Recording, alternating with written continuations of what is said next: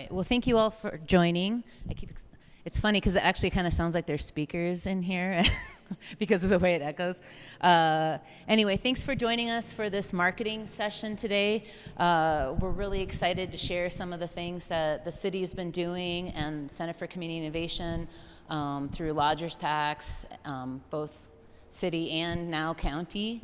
So she's got some great things to share with you all. So we're really looking to think about, we have a marketing problem and we have a hospitality problem in this community. And so I think, one of the things we first need to do is get people here, get people off the highway. We have a lot of traffic coming through here. We have a lot of great events in the summer, but then there's, in between times that we need to think about, and then of course all the shoulder season and the off season as well. So this is kind of to give you guys tools to think through, what are some of the possibilities, and then we can, we're going to do some brainstorming later to talk about, what are your ideas? What do you think we could do?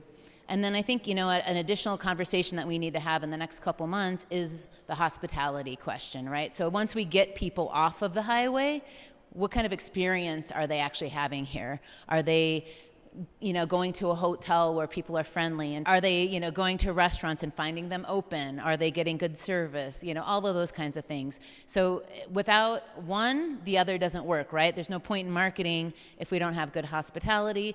And if we don't have good hospitality, then what's the point of marketing if we aren't going to keep people here?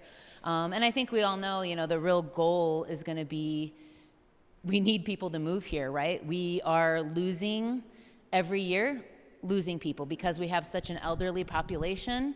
More people are dying than people are being born or moving here. And we've got to turn those tables around. Or we're going to have a ever shrinking community. And so the first place, no one really moves anywhere unless they visited it first and fallen in love with the place first, right? Unless you get transferred through a job, which we don't have a lot of jobs that's even possible here. So really, we got to get people to fall in love. We got to get people to see that this is, a nice place to live, that it's a lower cost of living here, all of the things. So those are some of the things that we need to talk about and think about as a community together. Because it's kind of really everybody's job. It can't just be, the city is going to do all this marketing or whatever. Every business has to help participate in that and the good customer service, and also help with marketing in their own capacity for their own business. All right, so also I just want to thank, of course, Shannon and Phil Longford for hosting us today and providing all the great snacks. So excited to have popcorn and little mini pies. It's like two of my favorite things, so thank you. And if anybody else wants to host, again, we're open. We're looking for future months. Just a quick reminder about the guiding principles of the meeting is that, we want to make sure that everyone feels basically included in what they have to share and everyone feels heard, and that we want to keep bringing new people into this meeting and keep the conversation going broader and broader into the meetings. A couple announcements. So we do still have, if anybody knows anybody who's interested in a paid 3-week training at the end of July for 3 weeks, you can get paid $15.90 an hour to learn how to become basically how to get into the trades, to do a pre-apprenticeship program. So if you or anybody that you know that's over 18, somebody who just graduated looking for something to do, or maybe an aimless 20-something or 30-something-year-old, or somebody who just wants to change their career or learn some new skills, you'll get OSHA training, confined spaces, CPR, a lot of great skills to make you marketable in the trade industry. And then they're going to help you try to get a job after that as well. So you can still sign up for that. And then this is a Grow Raton. Did you want to say anything about this, Brandy? And if there's... Does anybody else have any kind of announcement or anything that they want to share? So this is through the New Mexico Partnership. They are asking people who manufacture anything, hollow metal doors or, the candle holders, to submit a sample of your product to them. You'll send it to the New Mexico Partnership, and they're going to take it with them to the Select USA conference in Maryland in about 2 weeks. This is due on June 3rd. And they're going to take all of those products with them and showcase them to the people who are coming to this investment summit to show what we're doing here in New Mexico. And my goal, what I would like to see done, is for Colfax County to flood the New Mexico Partnership with the things that we manufacture here. And Raton is one of the biggest, has the most manufacturing here in Colfax County. So that's my wish for this project here. Yeah. Oh yeah, the cottage market kicks off this weekend, Saturday. It starts at 9:30 and goes through 1 p.m. We're going to be over at the multimodal Heritage Park area next to the train depot. And we'll be in the covered area, and as we get more vendors, we'll wrap around into the park, but that way we'll be very visible on the street side as people are driving by. And Lexi Gabriel is our market manager. She's works part-time as our office assistant. You can always reach out to her if you want to vend, or if you know somebody who wants to vend. Get in touch with her. You can call her at our phone number at 575-245-4769 or at info@growraton.com. .org.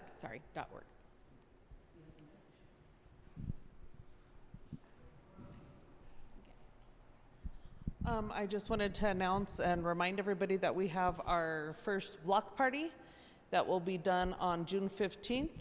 It will be from 10 to 2 on the side right here for Rio Grande we'll have blocked off. We have a food truck, a snow cone truck, a coffee truck, and around 30-ish vendors and a cornhole tournament. So mark your calendars and tell your family and have everybody come by and see what that's about. Again, it's June 15th from 10 to 2.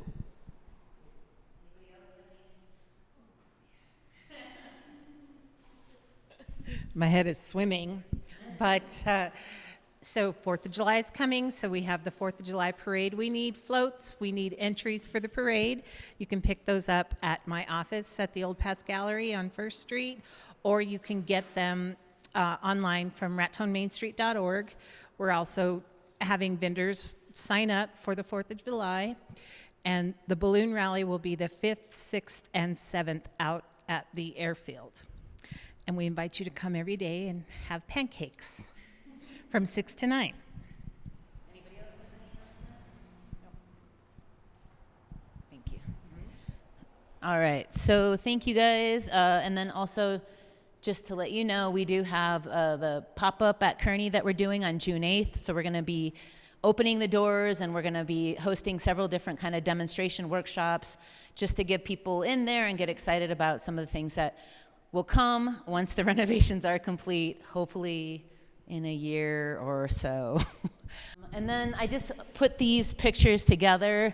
You can't really see them, unfortunately, all that great, but so these are one of the things, again, just to get some ideas flowing before we have our presentations, thinking about how to get people off the highway, right? Like what communities, everyone here, I'm sure, has done a road trip across the country or some parts of the country, and you see all kinds of signs that say, oh, the thing in 40 miles, this and 10 miles, right? So just thinking, right, like here you can see a giant chair, Route 66. So this one's in New Mexico. Up here from my home state, the giant otter in Minnesota. Another giant chair. I don't know if you guys can see this one too well. This is in Seattle. It's like just this crazy sculpture under a bridge, but everyone loves to go see it and take pictures of it. And then again, I think that's Wisconsin. And then of course, Wall Drug up in South Dakota. So, what are some things that we could work towards here in terms of roadside attraction to bring people in addition to what businesses can do as well? So just to get people thinking. And then here's another way to get people into your town and into your business is having a crazy challenge, right? So can you eat the 6-pound burrito, or how fast can you eat a 6-pound burrito? Can you eat the world's largest burger? Can you eat the biggest steak in Texas? Or, if you can't eat it within the time period, then you've got to pay $200 for the steak kind of thing. Those are some fun things that we could be doing. We'd have huge tacos or huge pancakes or huge something. Just anything you can put, people would be like, even if it's like one extra person a day to come and be like, oh, I want to try that restaurant that has the world's largest burrito. It's worth it, right? So just get your brain thinking about some of the ideas that you could do in your own businesses. Oh, we won't skip to that yet. All right, so we're going to invite Patricia up, and she's going to do a presentation and talk about the work she's been doing with Explore Raton and some other things. Thank you. Thank you. Hello, everyone. So my name is Patricia. I'm the Executive Director for the Center for Community Innovation. What you probably most know us for is Explore Raton. We work with the city. We kind of run a contract with the city to run the tourism and sort of the relocation portion of coming to the city. We also run Skillsharp, which is our workforce development platform where we upskill workers. So if you need to freshen up your skills on Adobe, you need to freshen up, you want to work on trades. We also do trades. If you want to dip your toe in some trades like plumbing or HVAC, we can do those sorts of things. And then also a lot of our certifications also work with the Workforce Initiative Act. So anything having to do with those programs like in Help New Mexico, you can work on those. And those are all free to the area. So that's what we do, but we're going to focus on Explore Raton. So what we're going to go over is we're going to go over how we're promoting Raton, upcoming news, and then why you should be online and AI technology. Yeah, so just a few of those. So we work on Explore Raton. I should have put something Explore Raton big right here, but this is what we do. We work with the city. A lot of our advertising dollars come from the Lodgers Tax Board. So what we have is we have a specific target market that we're hitting, and the ones in the bold, California, Colorado, Florida, New York, Texas, Washington, they all have a specific interest in Raton. Does anyone know why? If not, it's okay. I'll tell you why. Huh? Sorry? Okay, gotcha.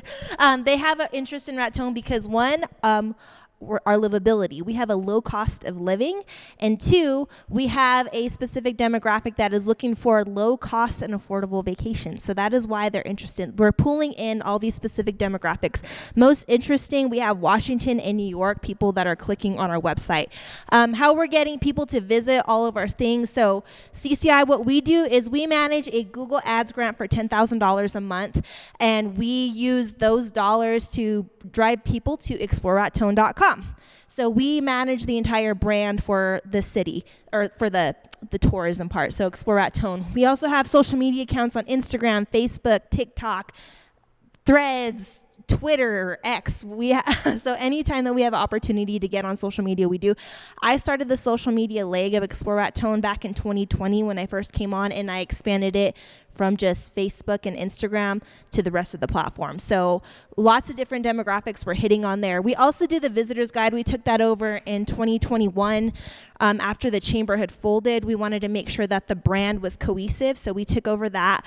And then what we do is we work with the city lodgers tax on their advertising buys. Anytime someone goes to the city, they buy the ad, they send the money to them, they contact me to make sure that all of the brand is cohesive.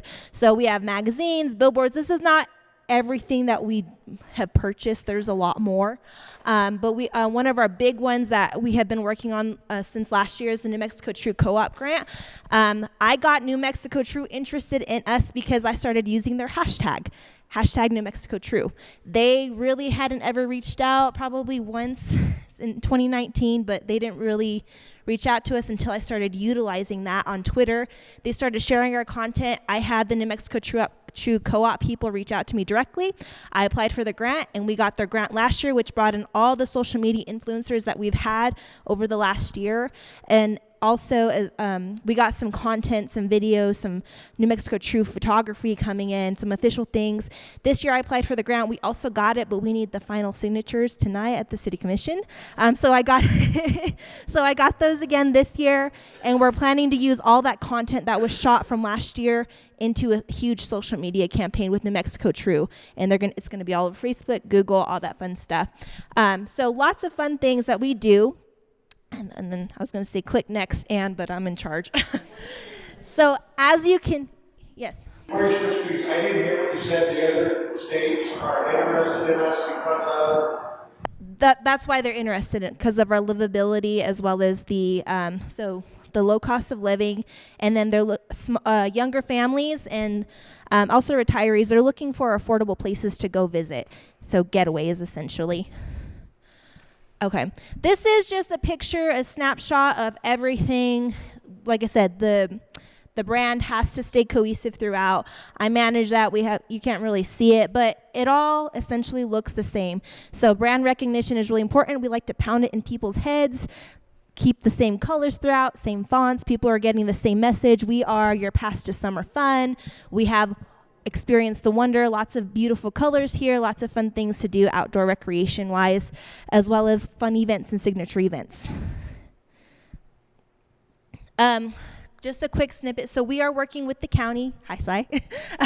We are working for the county on managing tourism with their lodgers tax board as well, creating a similar contract. So this is kind of a snapshot of what you can expect to see. We're hoping to get a website together within the next 3 months, and then also create kind of an agreement with the county as well. We're going to call it the Wild Divide. So where this came from was I worked with Jessica Barfield, the old city's economic development director, and Jeff Peterson, who was my old who's still my president for CCI, but they had created a plan to take over tourism for the county. It sat on the shelf, and I said, hey, do we still want to do this? At the time, it was called Peaks to Plains.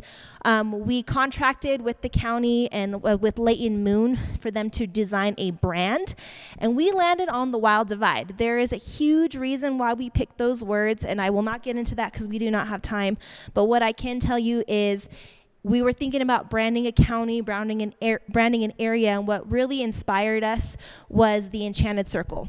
What the Enchanted Circle did is they just picked a name for a specific area, and it was the highway. And they pounded it into people's heads, and guess what? They got people to come off I-25 and from I-40 to go up to the Enchanted Circle because of what they branded as. They said, hey, come stop at all these beautiful places. Come look at all of the leaves. And so what our brand and what we're planning to do is we have the Wild Divide. We got peaks and we got plains and everything else in between. And we're also on the Continental Divide. I don't know if you guys knew that. So our target market is young families. Young families to come, since we have that specific data that we've been seeing where young families have been coming here and wanting to start their family here, buy houses here. They also want to come visit here. They want to explore here. They want to find public lands to explore. As you can see, this is kind of our mood board. What you can see, we have lakes. We have places where people can ride their motorcycles. We have people bringing their families along on camping trips. We really want to start marketing to that demographic because they're going off the beaten path places, if that makes sense. That is where the target market is. So I'm really excited to work with the county on that. We'll get that going hopefully soon. I just got paperwork for that. Any questions on that so far? No? Okay, good deal. All right, so I want to talk about how you can get your business online and why AI technology is important. So you want to be online for several reasons. Well, I don't know if you guys can see it, but any time that you can get online through social media or through Google, I recommend those before starting a website. Reason being, a website costs money. We live in a small town where you only have whatever money you have, you got to pay rent, you got to pay bills. So anytime you can utilize something free like social media, Facebook is typically free. You don't have to buy ads on there. But social media, I don't know if Yelp is free. Is that free? Yeah, you have free versions. Anytime that you can create an online footprint, do it because it really matters. And I'll tell you why. Number one, it makes you credible. Specifically, my generation, millennials, the first place that we go to, we look up on Google your phone number. We look up your address. We look up the reviews. What are people saying about you? Any time that you can get online, it makes you credible because people trust it right away. If there's something new that you posted, you don't have to be online every single day. You don't have to post every single day. What matters is if it's most recent. You can post once a week. I once created, because I am also a freelance designer, I once created an entire campaign plan for a healthy smoothie shop. I gave her professional graphics, how to use words, hashtags, everything. It didn't matter because what happened is she started posting blurred pictures, but she would post every day. Hey, I'm here in the shop. You want to come get a smoothie? Whether it was a blurry picture of a kitty cat eating a smoothie, there was 50 likes on it. My stuff, what I gave her, really didn't matter because she made sure that she was marketable. She made sure that she was able to be found online right away. If she was out of town, hey guys, I'm going to be closed this weekend. Whatever it is you could post online, you don't have to post a special deal. You just have to post your hours. And people found her page and they liked it, they commented, they engaged on it. It didn't matter how professional the graphics were, just as long as she was online and she was able to be found. Does that make sense? Is that kind of unique and cool? Another thing, further reach. There's different demographics you can reach online through different platforms. For instance, Facebook, you have probably millennials and older more up on Facebook. The Gen Zers and the young kids that the way they talk and I don't get it, they're on TikTok. So if you want to reach specific demographics, bring certain people into your business, get on those specific platforms. Like I said, you don't have to post every day, do anything fancy, as long as you know that you're going to expand your reach. I have people that are like, I'm never going to buy an ad in the phone book, and they want to kill the phone book completely. But the reality is in Raton, the older generation uses the phone book. So if you want to reach that generation, expand your options, whatever works. But staying online, you can reach a different demographic and specific demographics in those social media platforms. And I can explain those more to you, but it's up to you what you want to ask me about. Another thing is get online as soon as possible because technology changes like that. And it's always changing. There's always something new. Also, people's habits change. So if you do not get online today and you're like, oh, I'll dabble in it next year, I could tell you right now, you're going to be swimming in a lot more information and you're going to be confused as ever. But start somewhere. Start small. Start getting in the habit. There are things that have changed on Facebook since 2016 massively that I can't even begin to explain to you. But the more that you keep up with it, like I said, if you're on it once a week, you'll understand what's new. Right now, since 2022, AI technology has taken over a lot of the like Wix website building. You can create captions and all these fun things with AI, and you can also create pictures on AI with Wix. You can create specific posts on stuff with AI, with Facebook, with the Meta business suite. It's really confusing. I'm using a lot of big words, but as long as you keep up with it, you'll be fine. But you don't want to jump into it if you haven't done it. You don't want to jump into it within the next year and have an assumption that what happened this year is going to be relevant next year, because it changes like that. Like I said, people's habits change too. They may not be using TikTok. I'm already losing followers on TikTok for Explore Raton because of the legislation that is happening, which is kind of crazy to think about. So another thing is you want to be online, and this is the last one because it's very important. You can control your brand. Does anyone know what public relations means? Public relations is essentially you getting the best obtainable image about you out to the public. You manage your public image. So it is up to you to get that going. If your public image is dictated by all the bad reviews that are happening on Google from an owner that owned your business 20 years ago, you might be in trouble. You can control your brand. You can control what people say.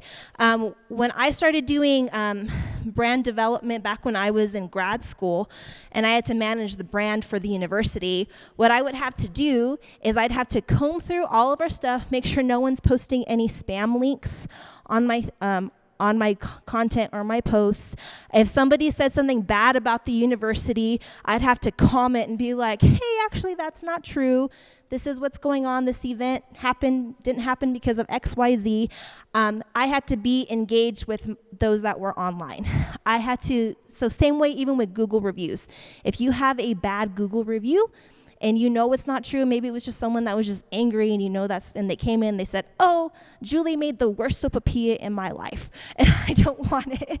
So what Julie would have to do is be like, actually, that's not true, delete it. Or actually, hey, I didn't recognize that you came in today. Are you sure that was me? Are you sure this was in another business? And I want to talk about why you need to have control of your brand and what you post online. So I'm going to go next. Why AI matters. So what is really interesting with AI is that it combs through everything that is online, and it makes a determination of what they want to post. So ChatGPT, for instance, you can actually start planning your trips through ChatGPT. I attended the New Mexico Tourism Conference in January and the legislative session, and Santa Fe was giving a presentation about how they started testing ChatGPT to plan a trip to Santa Fe. What happened was, hey, I want to plan a trip to Santa Fe. Typed it in ChatGPT.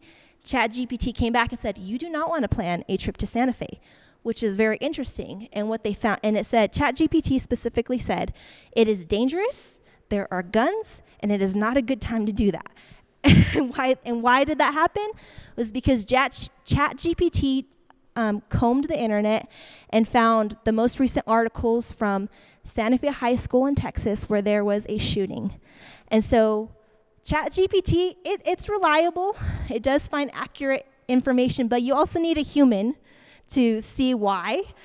So right now it's getting a B+ rating.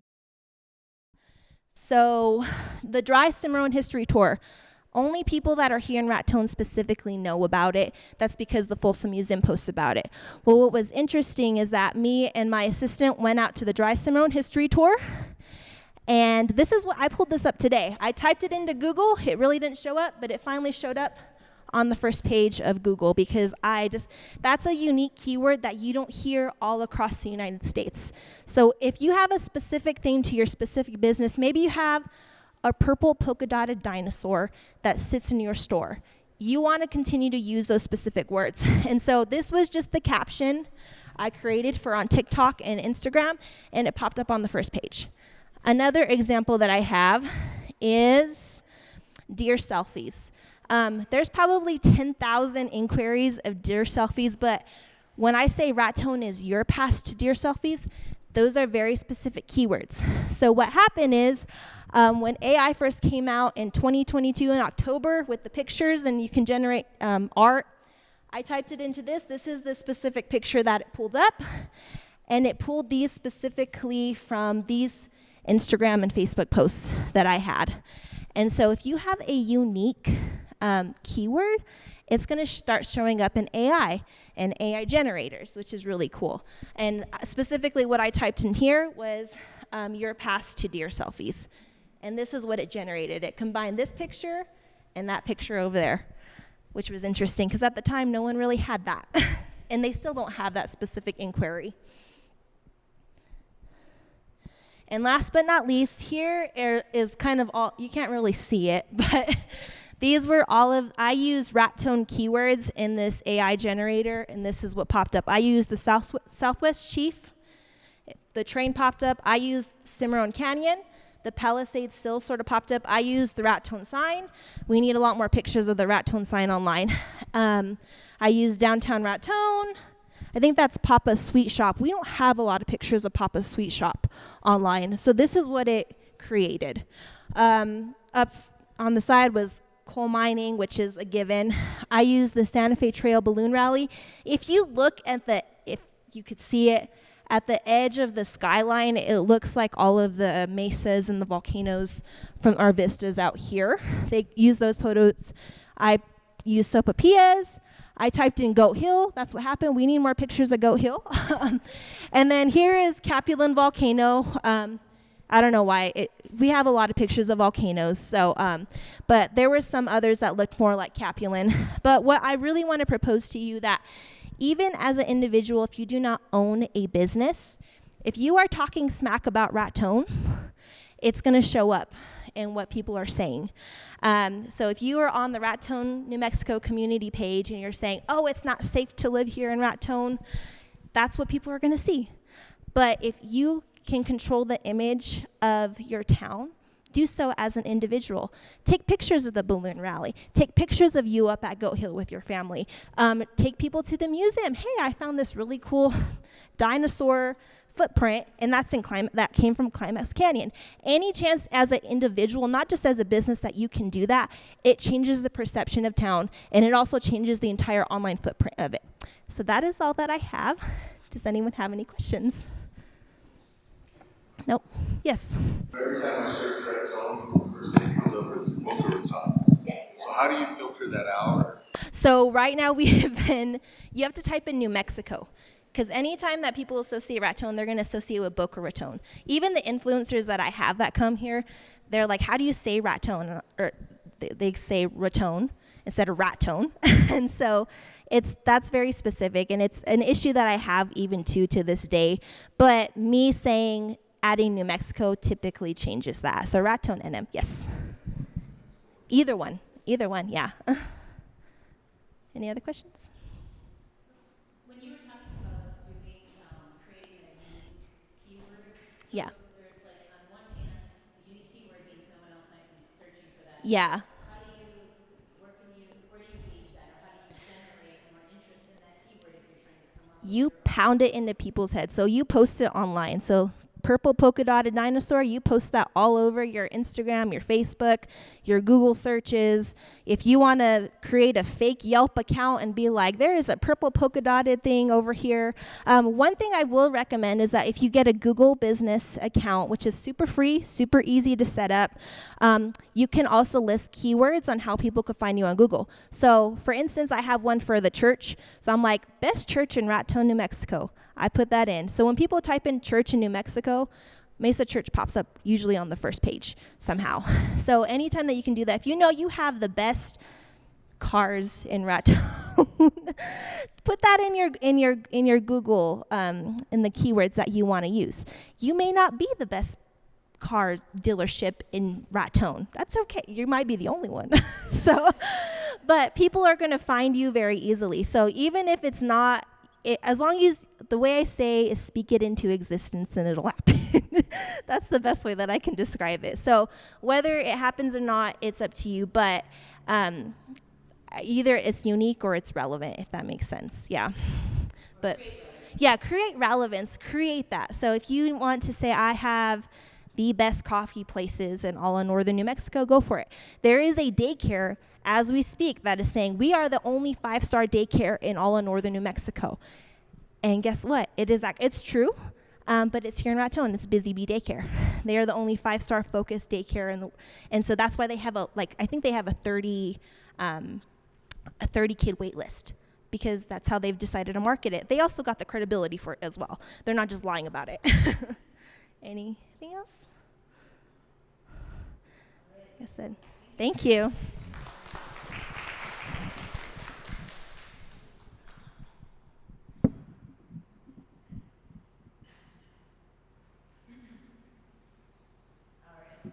That was really insightful, and I hope I think I really like that you added about the personal, like you don't have to have a business. It could be your organization, it could be yourself. Put positive things out there, because then it will make other people want to come here. All right, and so next we're gonna take a look at, have you guys ever heard of Placer.ai? A couple of you? Okay, great. The Economic Development Partners. So we're going to take a look. This is a new software that the city is purchased access to, and it's going to allow us to actually look at who's coming through our community, where they're coming to, where they're coming from, where they're going to ultimately, all of those kinds of things. So Rick Mestis, our city manager, is here today to discuss it, and we're going to look at a few examples, and he's going to kind of give you a live demonstration of the power of this tool, so that, again, this can help us think about marketing a specific audience of where they're coming from and who you want to reach. All right. Whatever you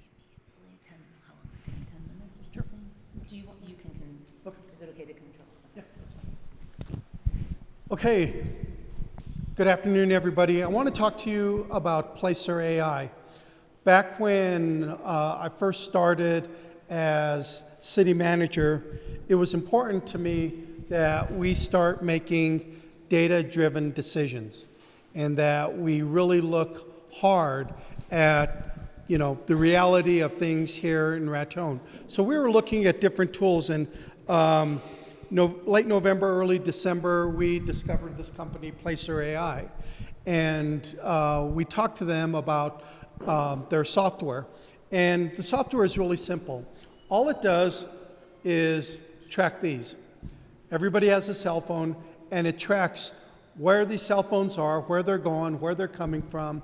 It doesn't pick up personal information, but it just picks up data of where cell phones have been.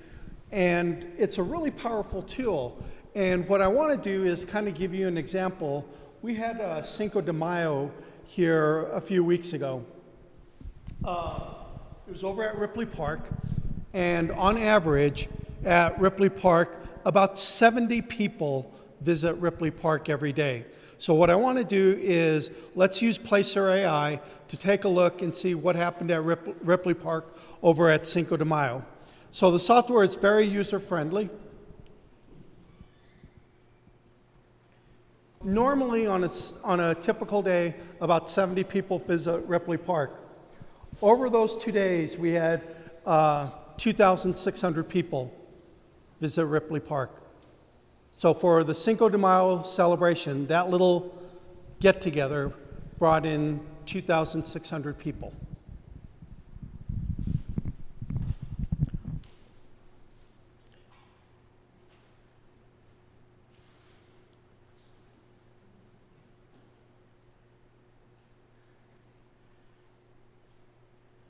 And the other thing we could do is we can look at where are the people coming from. So you could see up here that most of them are coming from the Raton area. So, we attracted a lot of people, but I kind of did the work for you. I also looked where people came from. They came from Pueblo, they came from Angel Fire, they came from Cimarron, and the furthest one that came away was from Lubbock, Texas. And so we had people from Denver, Colorado Springs, Pueblo, all over the place. So it's a really powerful tool, and it tells us, what we could do. We could go back and we can look at, traffic at McDonald's, and I'll just kind of explain the traffic at McDonald's. This McDonald's, little McDonald's here in Raton, is the busiest McDonald's between Denver and El Paso. And most of the traffic comes from Denver. Second most traffic comes from Dallas. Third most traffic comes from Oklahoma City. Raton is like sixth on the list. So, it tells you where the people are coming from. Now, there are a lot of really interesting things that you could do with this information, but what we're going to be doing within the next probably month or so is we are going to be giving access to Better Cities, to Grow Raton, to Raton Main Street, and our economic development partners, so they can have it, and we're all going to teach them. To the general public, we're going to make this available at the library, so you can go to the librarian, and if you want to learn something specific about your business, you can either go to one of our economic development partners, or you can go to the library and they can run the reports for you as well. But it's a very, very powerful tool, and it tracks what's going on. Just like I said, I was surprised. I thought that maybe they'd have 1,000 people at Cinco de Mayo, because I went that day and it was pretty crowded and there were a lot of people, but I had no idea that it was 2,600 people that weekend. And again, on a typical day, it's about 70 people that visit that park. So, and we could look it up for any other event. We could look it up for the Balloon Fiesta. We could look it up for concerts. We could look up all of this different data. But now that we have this information available, we could start making decisions on who we attract and who we target and who we market to. Again, our partners will probably have it within the next month, but probably within 45 days, we'll have it at the library that anybody can go, look up this information. It's pretty cool stuff. It's pretty interesting. And, this is something to help us make, more informed decisions. Sir? You're going to post some of the more beneficial ones up on the website so that the outside jurors can see that and be drawn in? We're not going to really post stuff like that to the general public. We're using it specifically, like if we want to get an all subs, we can present them the data for this, or if we want to get,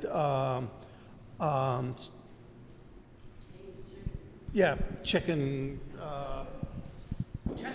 Buc-ee's, whatever. We have data that we can present them saying, look, this is what's going on in Raton. This is how many people come here. And, it gives us a solid argument to make to businesses to attract them. So the McDonald's last year, 609,000 visits. That's,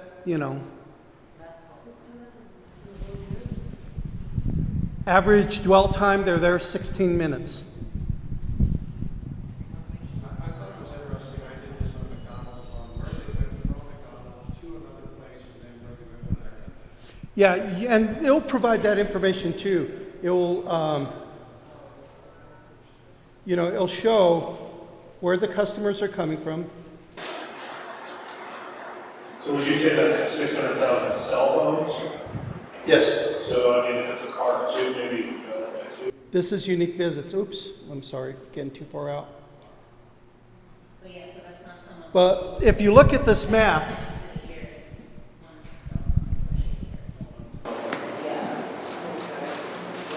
Per person, if you have a car together, each, but it wouldn't count you. Do you need to right click or something? yeah, I'm trying to put this there. We go. Control and click, and that's like a. So it also says you could also get data on where people come and go from. So at McDonald's, 20% come from home, work, the Conoco, they go back to home, work, Conoco. So they're stopping in Raton, they're getting gas, they're getting food, and they're hitting the road. They go to Love's in Clayton, Love's in Las Vegas. Tells me we need a Love's here in Raton. You could also see the #1 destination there where people, I think this is,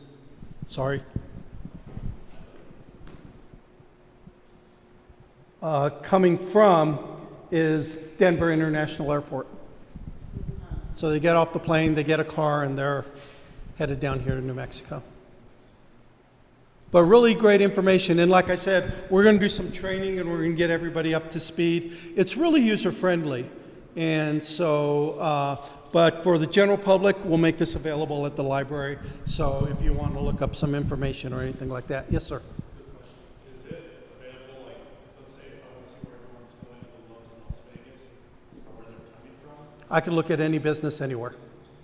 So I can look at Love's, I can look at Buc-ee's, I can look at, It'll be interesting to see, if they're there, how can we get them to stop? right. No, anywhere, anywhere. So I could, pick, the only place it won't do are places like jails and stuff like that. It's not tracking people who break the law, but there are a few restrictions. But it's pretty good stuff. We're going to be doing training, and again, for our partners, you'll have access to it probably within the month, and then we'll have it up, for the general public up at the library as well. But again, this is going to help you make data-driven decisions. Any other questions? Okay, great. For those of you who've been here before, we usually have a brainstorming session after the presentations. So I'm going to hand you guys can get in some groups, and I'm going to hand you a paper, and Shannon has some pens, and we have these questions up here. Unfortunately, I wasn't able to print out. I didn't have access to a printer this morning, so I didn't get to print out the questions, but I'll give you a piece of paper, and you can just write these questions down. All right, so I'm going to shut off the camera and give you guys this paper.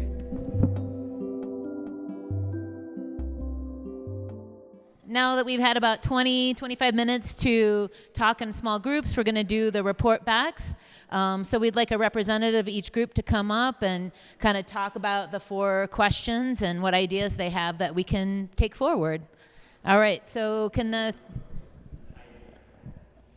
Nico, Patricia, So what stands out to us is what Shannon said was finding your word. So for instance, they have Philong Ford, but what they're having issues with is marketing Raton. So they're trying to figure out how they can use that specific word to draw people into Philong Ford Raton. I can't remember what you said. Yeah, instead of drive to Colorado. So that was a big thing. But also what we liked about it is that you're able to research your competition. One thing we were talking about is trying to track where the Boy Scouts are coming from, their shopping habits, where they're, what they might be most interested in, those kind of niches. And then how can we I guess we kind of talked about that. How can we make use of this information? One thing that they really liked, that our group really liked, was making sure everybody posts something positive or they support it. So they can just say something simple like, I'm going for a hike today in Climax Canyon. Those are pretty good. And then one way that we felt we could, others could help us market Raton or pull traffic off of the highway, was to kind of bring something of novelty, like a Bronco statue or a big mouse, just something that, could pull people off. And anything else that we talked about? A nicer park, too, we said. Yeah, that's it.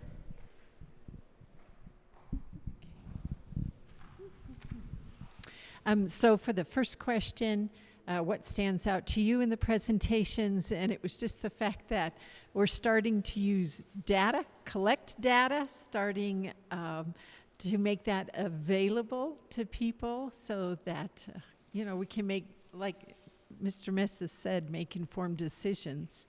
The second one, how can we make use of this information? And just as businesses here in town, we can compare that data to see what our competition is and how we are doing with our sales and our marketing. Also helps us to prepare market strategy. And again, to see if the marketing that we are doing is indeed effective and if we are actually reaching our target markets. And then the third one, what can you do to help us market your business and get people off the highway? I think one of the biggest things was helping our businesses create an online presence. There's so many that do not have an online presence. And then the fourth one, what could others do to help us market Raton? The first thing mentioned was the residents have to stop their negative talk. The first thing out of our mouths cannot be, there's nothing to do here. So we have to educate our populace of what is going on and what there is to do, so that we can be promoting ourselves. I almost think we have to be almost shameless in self-promotion if we're going to get those folks off the highway. Another thing was training with hospitality and customer service. It goes along with this, like Anne was mentioning at the beginning. Maybe there's a reason for you to get off the highway, but if they have a bad experience, well, we just ruined our first impression. So, and then having a unified marketing plan. Citywide, so it's like what we want to be known for, what makes us distinctive and unique. And one of the quotes that was mentioned, this came from Jim Roper, who owned KRTN for 50 years, and he would say, stay a day, see the sights, spend a week, live a lifetime. And so if there is some sort of, slogan, motto, whatever that we can come up with, and that was a good example.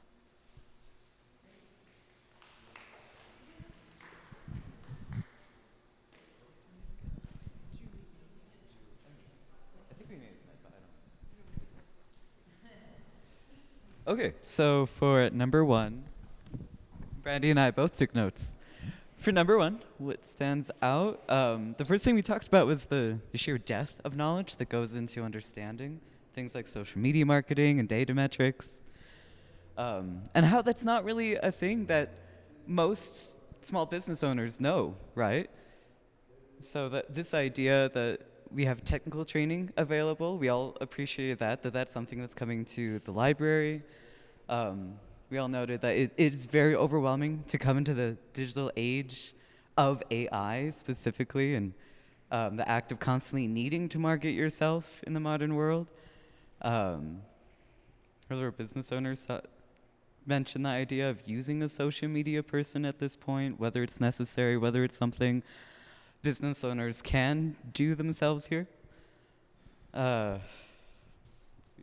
For number two, how we can use this information, we talked a lot about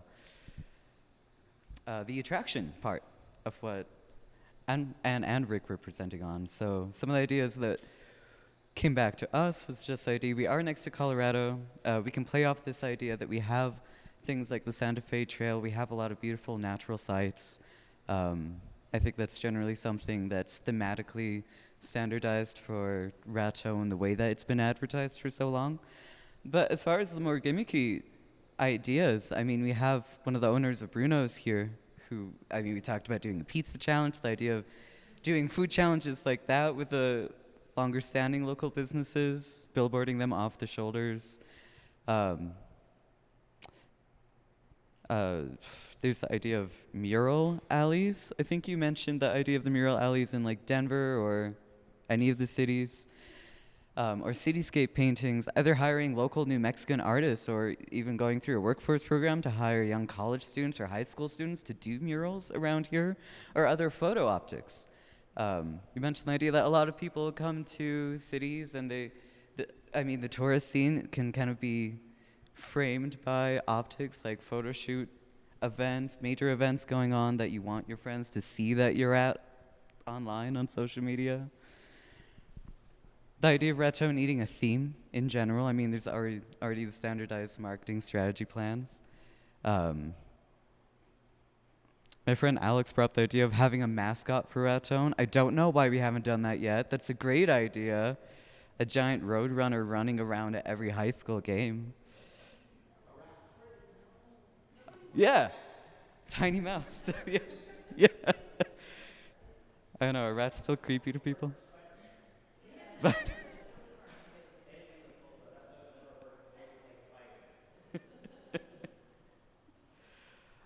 did I miss anything, guys? Cool.